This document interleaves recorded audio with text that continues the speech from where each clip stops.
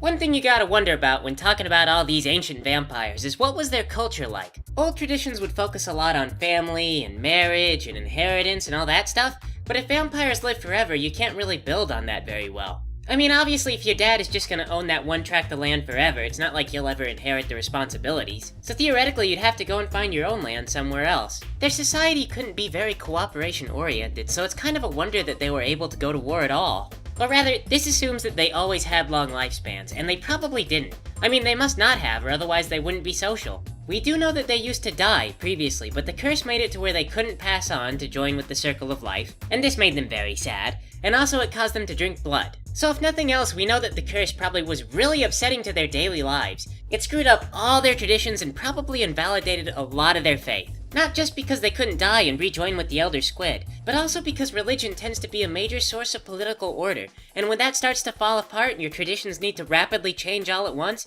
everything just flies into pieces. Following that string of logic, it makes a lot of sense why the vampires would decay quickly after becoming immortal. All the rules they followed to make life work no longer mattered. There are no more kids, and that means that you can sleep in! But also that means there's no more reason to look after your brother or sister or friends or family. There's no reason to function as a society. You're all just lone wolves, looking after your own stuff and kinda stagnating, living by a bunch of old religious laws that just don't work anymore. Then there's Yanos just hanging around, eating his vampire cereal with blood milk every day, trying to stay faithful and optimistic, and then somebody comes along and they stab him in the chest. Raziel's whole life goal now is to revive Yanos and find out where he fits in with everything, but probably Yanos has no idea. But anyway, let's get back to our game. Hello, my name is Taylor. And I am Ray. And you know, Ray, that the ancient vampires are not necessarily a tribal society. Yes. And that's Peyton. What are you suggesting? The ancient vampires had a state-level society? With like a king or a They were a Senate? theocracy. Sorry. They were theocracy, yes. Well, okay, I guess, but if their whole state was based on a religion, and then that religion got turned on its ear, still, everything's falling apart. Yes, but they also probably had organizational laws, like, do not fly at this speed in this zone because they are the cumbersome bureaucracy. Boy, that's a thought that takes a lot of the wonder out of the ancient race. Do you imagine them having air traffic cops? Like a blue guy in a toga with a shiny brass helmet, and he's got like a noisemaker. Cling-a-ling-a-ling-a-ling! Hey yo! Perch over there! You're flying way too fast! Alright, so I got you tracked in at 30 miles per hour in a 25 mile per hour zone. That's gonna be about 50 drachmas normally, but I tell you what, I'll cut you a break. 25 drachmas. You can go to traffic court, but they'll probably just raise it back up to 50. Have a nice day. Oh, thank you, officer. You have a nice day, too. Do you think it's rude to be disappointed you got a ticket? I mean, they are working all day. It's a stressful job. Should you try to act excited to see them? For the second time, the Reaver had been imbued with darkness. Had the ancient vampires foreseen what would happen to me? Why did they build 2 shrines? I didn't know for sure, but I needed this to unlock another door. I don't think the police really expect you to be excited about a ticket, Ray. You're probably not letting them down. Well, sure, they don't expect it, but everybody wants to be the good guy. I mean, you could psych yourself up and be like, thanks, bud. This is exactly the amount of money that I didn't want to have right now. Like, I was gonna buy some new socks, but man, I can hold out on these ones I got.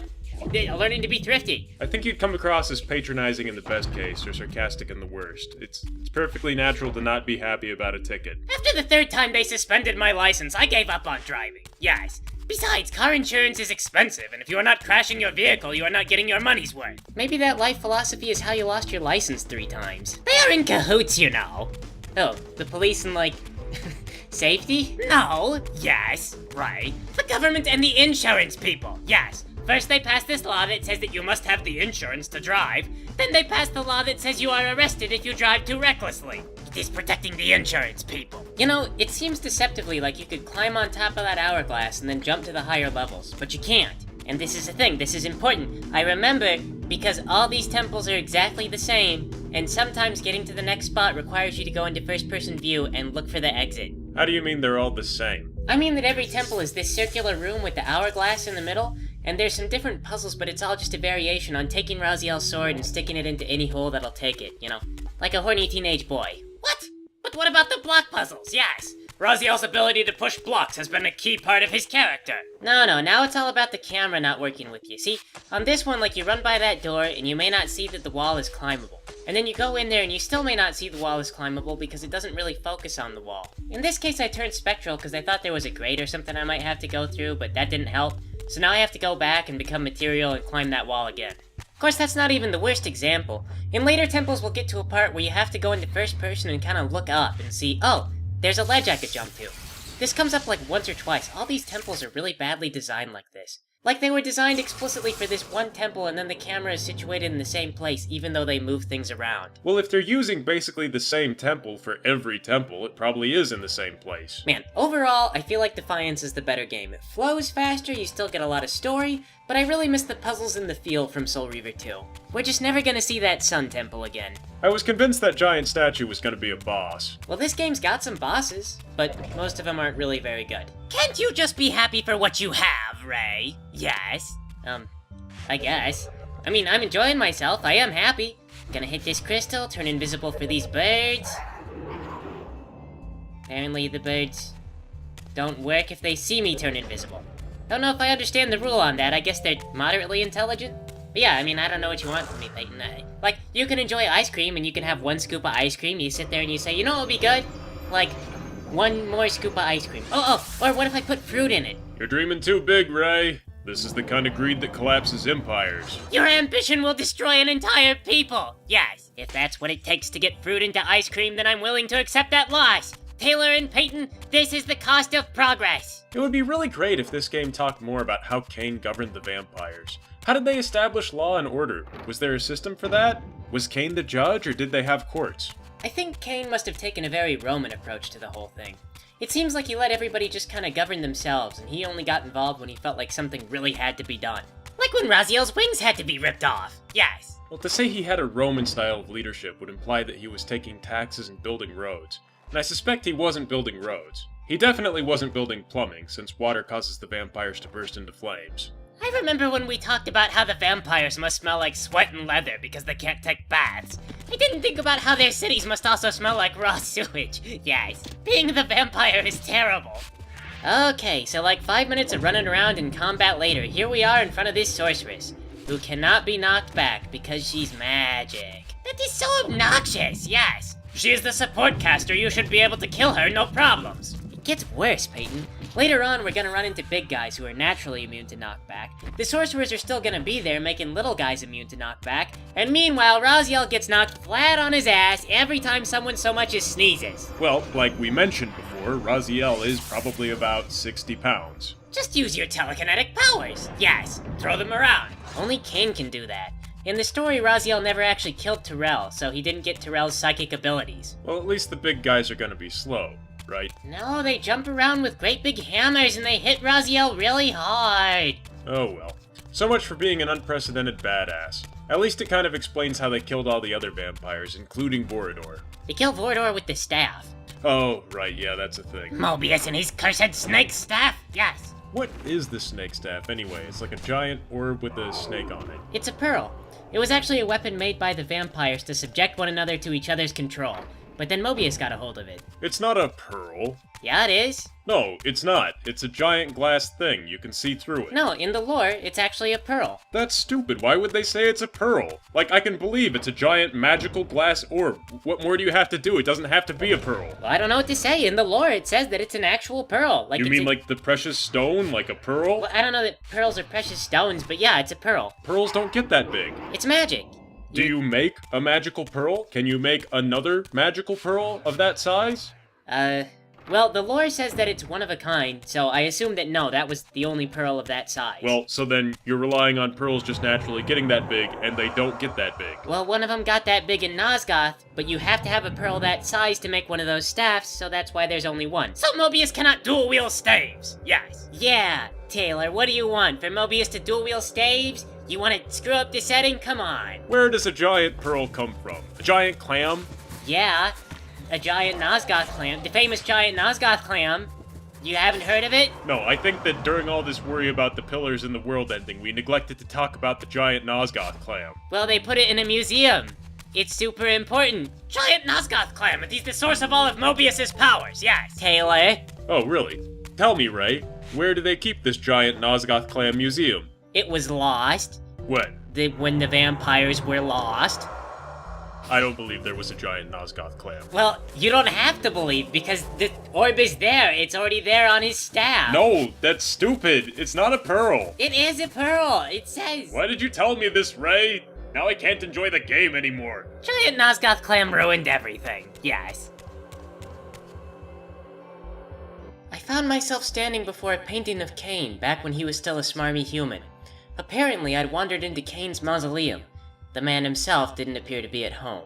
Wait, does that picture of Cain show him with a goatee? Yes. No, I think he's just got weird smile lines. I wanted Cain to have the goatee. Yes. I wonder if Cain can still grow facial hair with the skin all changed the way it is? I think Cain would call in all his lieutenants and say, okay, everyone, we are all going to grow the goatee. Oh, Cain, no. If we do that, we're gonna look like evil, stereotypical bad guys. No, we won't. We will look sophisticated, yes. You said that about the top hats and everybody laughed. The world wasn't ready for the top hats, yes. Cain is not going to be the only one growing this goatee. You will all grow goatees with him. And it turns out Raziel can't grow a goatee. And that's the other reason that Raziel got thrown in the pits. Yes. I kinda like how everything in this mausoleum has something to do with Cain. As though it's not really a family mausoleum, it's just a Cain mausoleum. Is Cain obscenely rich or something? And if so, why is he so rich? Well, there could be a lot of possibilities depending on what era they're set in. If it's set in like a time of nobility, then Cain might be a knight or something like that with a lot of land. If it's closer to the Renaissance era, he might be sort of like a merchant or something like that. Well, he's gotta be noble, because look at the size of this mausoleum. Look at how many people would have to be buried here. Maybe it is not a family mausoleum. Yes. So Cain elected to have himself buried with a bunch of strangers, but he put up paintings and statues of himself? It is so he can lord over the other dead. Yes. Cain's dying wish was that the grieving peasants would come in to mourn for their relatives, and be critically reminded that they are all less fortunate than Cain. When the peasants forget themselves and get big heads, they don't work as hard. Yes. This is all about productivity. Cain is best leader. Yes. But if Cain's nobility, that's important, right? Because either Cain was chosen at birth due to familial ties, or he earned that through some kind of meritocracy. And both ways, it's a big deal because he was a source of political order for the area. Presumably. Or maybe he destabilized everything. Well, from what I could read about Cain, apparently he used to be an aristocrat of the town of Corhagen. That's about all I know.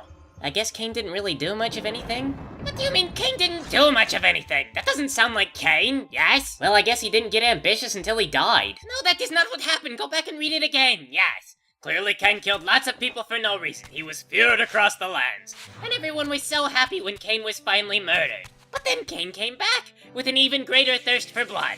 And now he was immortal. Nope, it just says a relatively unknown aristocrat from the town of Corhagen. His allegiance was to the Lion King, who was getting his ass kicked by the Nemesis. He was traveling around for reasons that are not entirely clear, and then he got killed. His allegiance was to a Disney film? Yes, that is what it says. No, he was a plague upon his people! He wasn't, it says relatively unknown. When you say relatively unknown, do you mean like in the grandest historical scheme? Like, maybe what Cain does as a vampire totally dwarfs what he did as a human? Because Cain's family is obviously obscenely rich and huge. That is a giant mausoleum. Oh, no, I got it.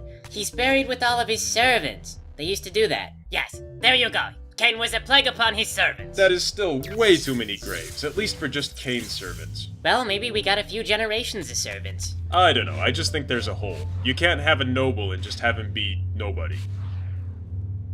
I stepped through the portal and once again found myself facing cinnamon swirls. When I emerged, I was in another temple looking almost identical to the first one. I guess they must have hired the same contractor to build all these places. On the wall was another mural depicting the pillars. This time, the setting was after the war, after the vampires had been afflicted with their bloodlust. They were committing seppuku. I wondered, what exactly was it about being a vampire that drove them to that? Okay, now this time you have to do your best not to fall through the floor. Yes. I'll try, but I don't know what I did last time to cause that. Well, obviously, what you did wrong is you didn't play very good, Ray. You gotta play better. But it's super tough. I gotta move my fingers really fast and make Raziel go. It doesn't matter. You gotta suck it up. You chose this game. It could be worse. It could be Metal Gear Solid 2. Why? What's wrong with Metal Gear Solid 2? Well, you remember that part at the end when you had the button mash to not be strangled to death by Solidus? Oh gosh, yeah. Man, that sucked. Yep, same era, PS2. Just be thankful that falling through the floor is the greatest of your worries right now. Man, that game and grinding in RPGs, those were the 2 reasons to buy a turbo controller. Those in Resident Evil 4. Mash X furiously to not be stabbed in the neck during a cutscene. Yes. Quick time events combined with pure button mashing, oh god. I have known at least 2 people with neurological disorders that prevented them from pushing the buttons fast enough. It was awful. It's like that's all that those games are designed to stop. Well, it's not like they're tests of skill for you or the developers. It's super easy to implement. Just mash A until your fingers bleed. Worst gameplay mechanic ever. Anyway though, here looks like a good place to stop for now. Thanks for playing with us, everybody.